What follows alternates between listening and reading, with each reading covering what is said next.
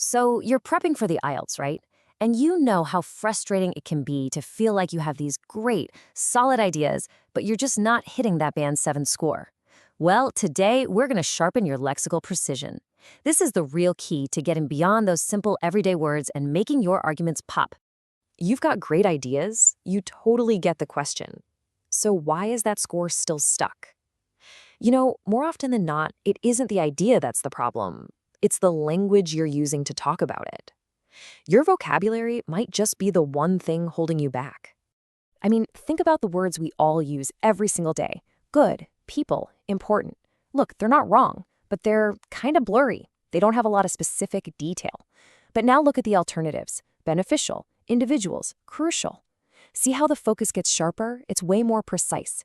And that is the upgrade we are going for. Honestly, the best way to think about this is like a camera lens. Using those basic words gives the examiner a fuzzy, out-of-focus picture of your argument. But using high-impact, precise vocabulary, bam, that brings everything into stunning high definition. All right, so how do we actually get that high-definition lens? Well, we're going to build a toolkit of powerful, precise words that you can use with total confidence. Let's start stocking that toolkit right now. Okay, first up, let's tackle words we use to talk about people and society. So instead of just saying people or the government over and over again, you can use more specific terms like individuals, authorities, or corporations. Just making this one simple change immediately makes your response sound more academic and a lot more varied. Let's zoom in on the word authorities. This is a fantastic formal term for the government, or really any group that's in power. It's concise, and it just carries this academic weight that the more common phrase sometimes lacks. So for example, you could say, the authorities are responsible for creating policies that protect citizens. You hear that?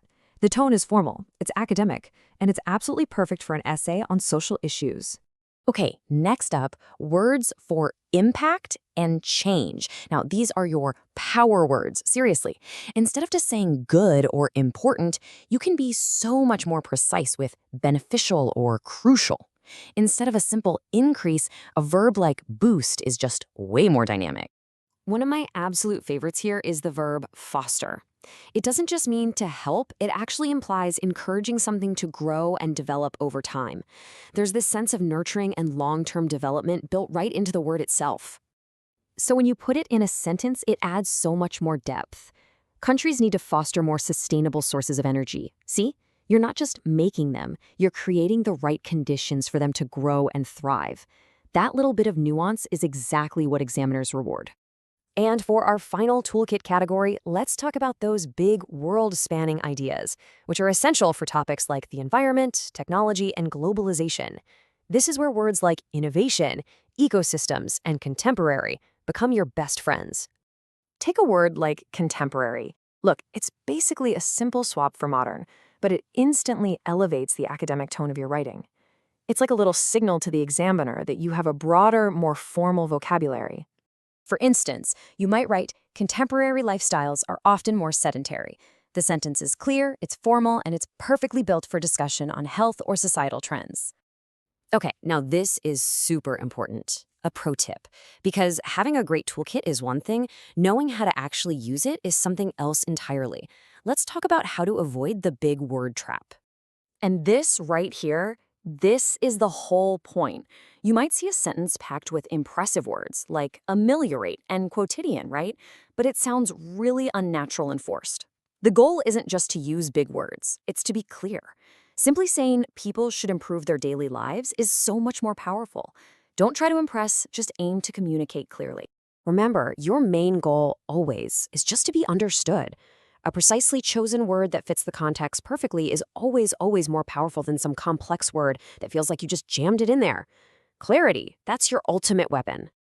So that's really the bottom line, isn't it?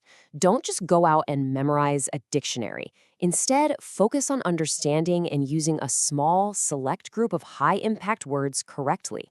Quality beats quantity every single time, and precision is what examiners truly reward.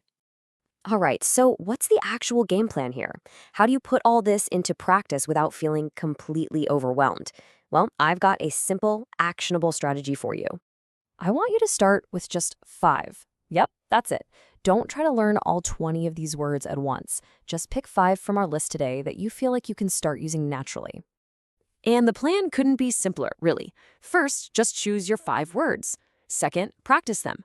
Write your own sentences, maybe about topics you actually care about. And third, start actively weaving them into your practice essays and speaking answers.